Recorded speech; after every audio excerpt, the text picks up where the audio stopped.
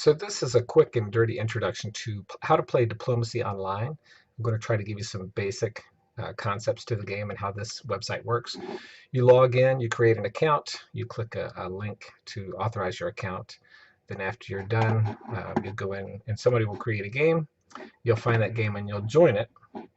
And if you go into games here, you can see my pending games. After you join the game, while it's waiting for everybody to organize, you'll see all these uh, guys who are confirmed, who's confirmed and not confirmed,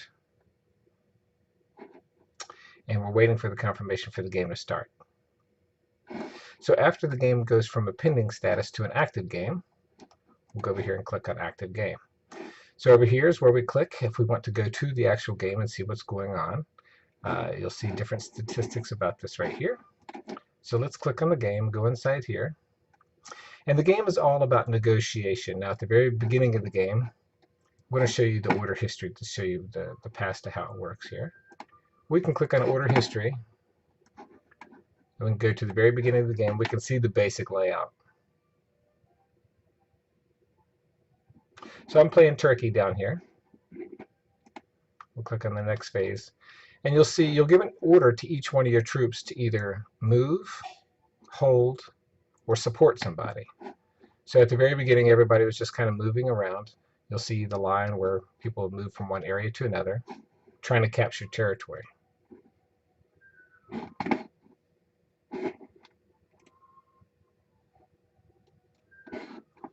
So usually when you have an army going against another army, that is a one-to-one attack.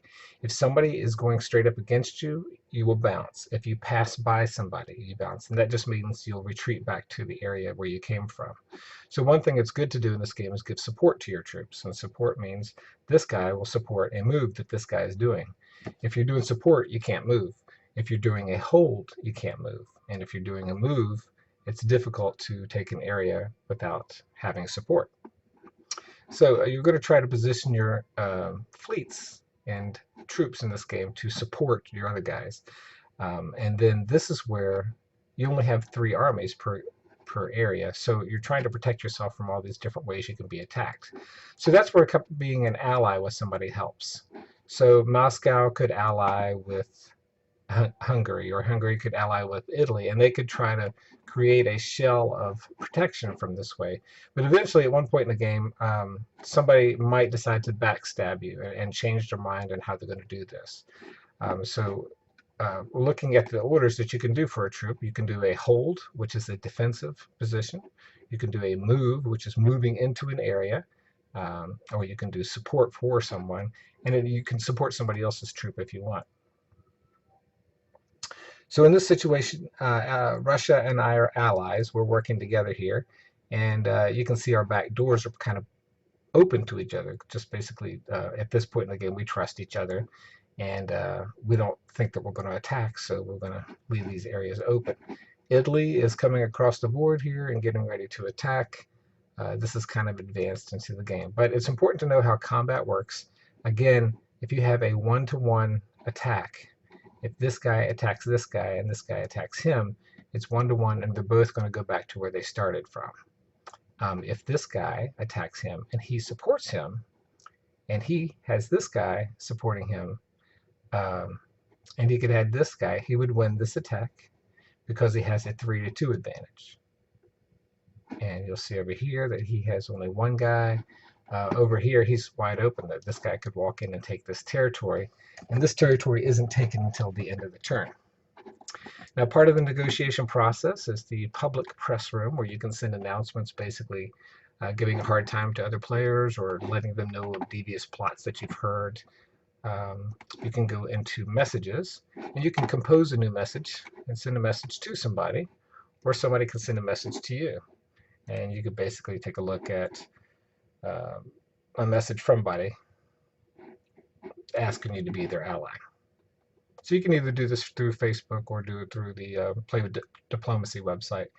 But it is kind of nice. You can see all the different things going on here, different messages from you. And then you can see messages that you've sent to people here. There's the order history, and that is pretty much it. Now, if you get stuck in the rules, can always go here for the rules, look at the quick start, and that'll give you basic information of how the game works. If you go into a situation where you have to retreat, there is a retreat phase. At the end of the spring and the fall, there is a build phase, and those areas with stars in them have to be empty in order for your troops to be built. So if any players have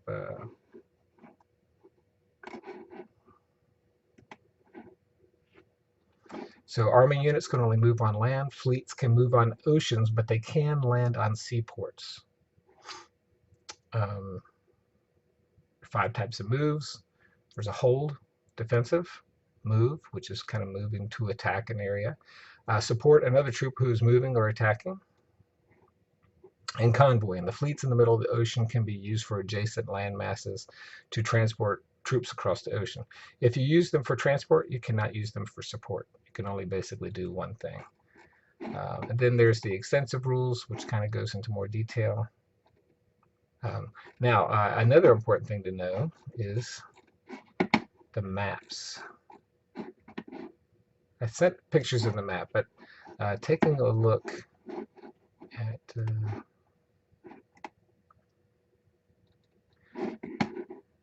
this area right here is one big landmass with like a little creek channel through it. So this boat cannot directly go to the Black Sea, to the Aegean Sea. It has to go to Constantinople to move to that area landmass first before it can get out.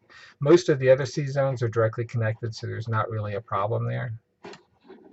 But that is one problem that we had, is where the Turkish player who kept trying to move out to the other sea, and they kept getting, their order was rejected.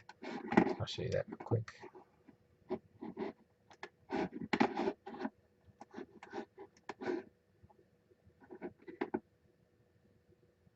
So a Turkish player came out here, and he tried to move this way, and he got an illegal order replaced with the hold order. So be careful how you move. Again, if somebody moves into the same spot, you can be bounced back. And if you're bounced back and another troop that you moved is moved into that area, they will be bounced back, and it keeps going backwards. So just be careful how you move in the game.